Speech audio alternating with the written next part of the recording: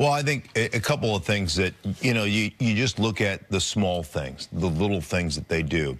Just from clock management standpoint, one of the things you want to do as a football team is you want to eliminate Kansas City's possessions because offensively they're so good. You watch them. They huddle every time.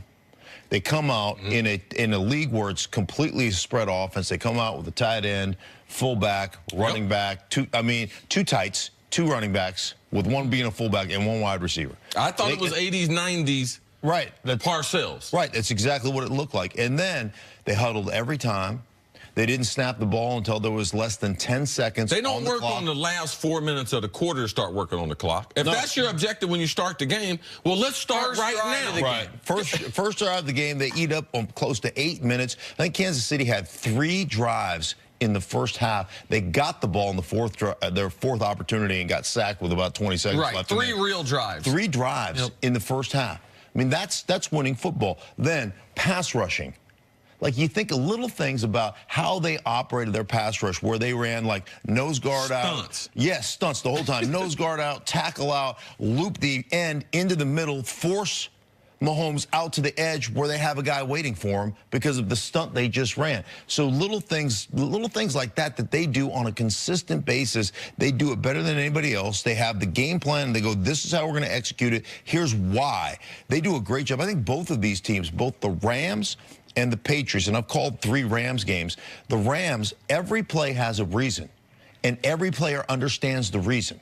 This is why we run this. This is the reason we run it this way. This is what it sets up in play action. This is what, they go through it, and every guy knows it, and New England executes it that way probably better than anybody else. And what was, to me, so impressive, to elaborate on your point about clock management and game planning, is the Patriots' consistent ability within a game to be fluid.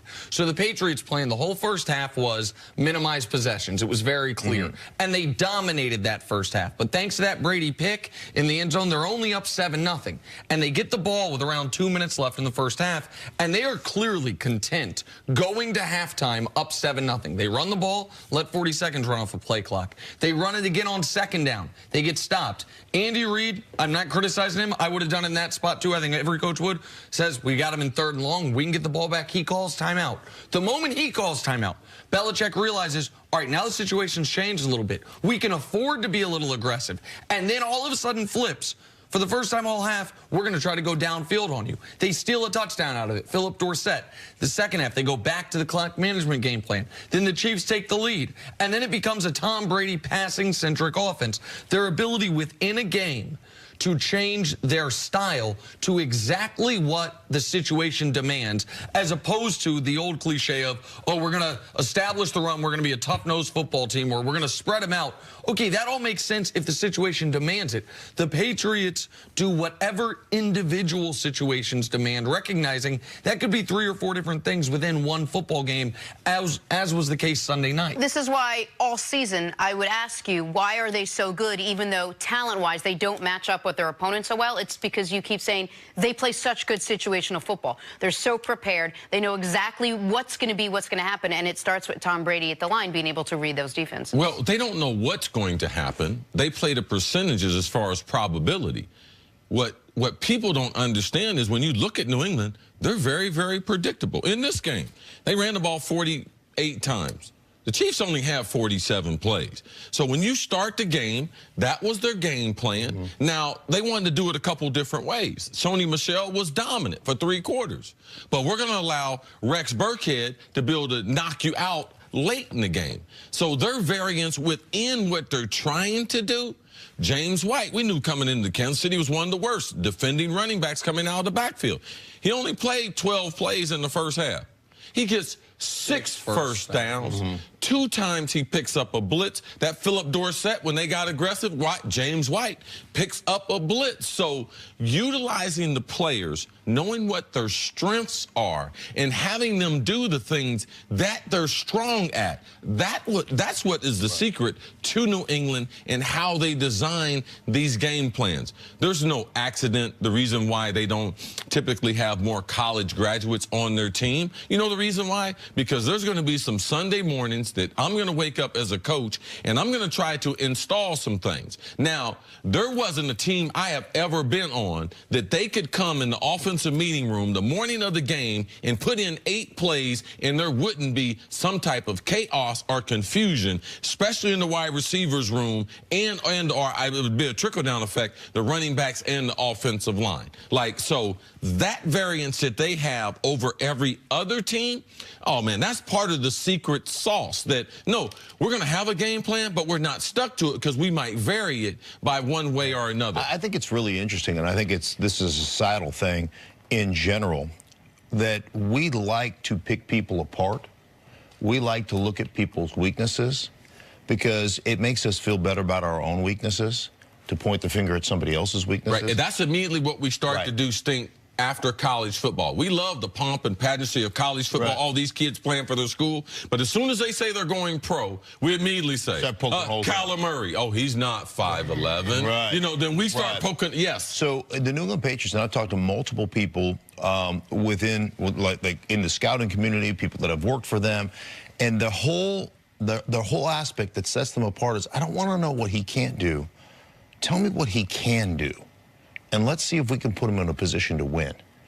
And I think ultimately you can look at any walk of life or any business and say, if you had that as your standard, if you had that as your foundation of don't tell me what this guy can't do, let me put him in a position to win. Let me put her in a position to win, as opposed to focusing on her or his weaknesses. And that's what they do. Why do you think they use 3 different backs? Well, this guy's really good. Right, this guy's really good. They get a complete back by using 3 of them. Right. This guy's really good at this, and this guy is really good at this, and we're going to put him in these situations to be successful. We're not going to ask, we're not asking Rex Burkhead to do something that's James White's strength. Let's put James White in there. And it's why I constantly underrate this team. Because I look at I look at the teams, I'm like, man, they don't got no one like Todd Gurley that can do everything, right? But James White is the pass catcher, at least maybe not down the field, but horizontally, right? But James White has an element of his game that he can do as well as Gurley can. They don't have the #1, and I'm sure they'd like to have one, but the #1 wide receiver.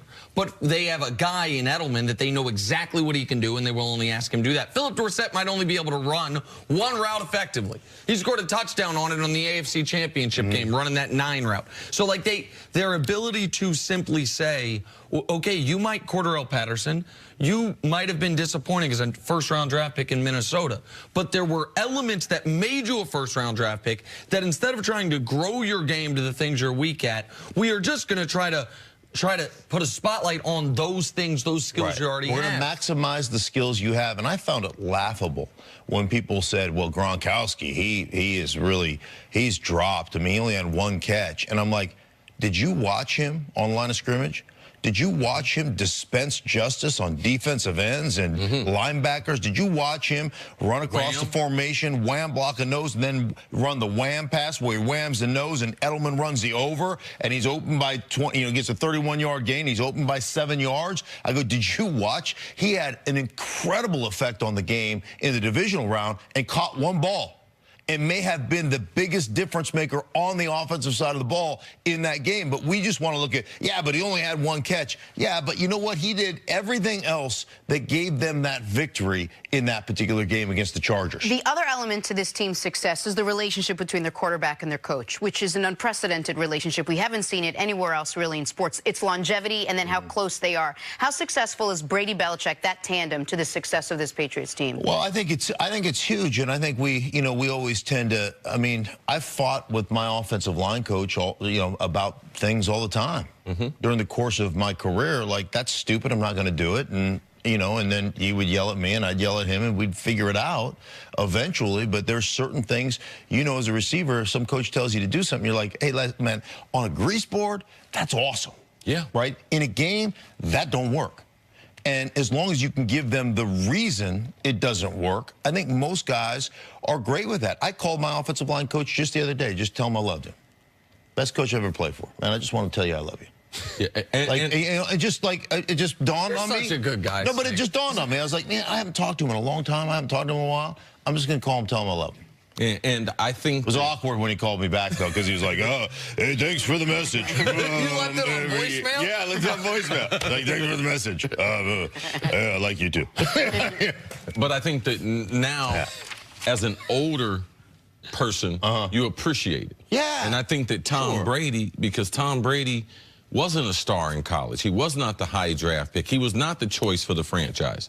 So in his greatness being developed, a lot of that had to do with Brady submitting his talent, believing in Belichick. Because Brady comes to the game with hellacious confidence that they're going to have a defensive scheme. Now, they might not have all the people to rush the passer, the linebackers that you know about. But in the red zone, they're going to be able to slow people down, and they're able to create turnovers for Brady. So I just believe how his talent has developed. He has tremendous faith in who Belichick is, and he has appreciation now, not when he's retired like stink. And I think that that's part of the magic that makes that relationship go. Well, and the other element is, and we talk about this team and this relationship more than any other in the NFL because they win the most, and so they're usually one of the last 2 teams. They're always one of the last 4 teams. So there's more airtime to discuss them. But any long-term success that I can think of in sports has some type of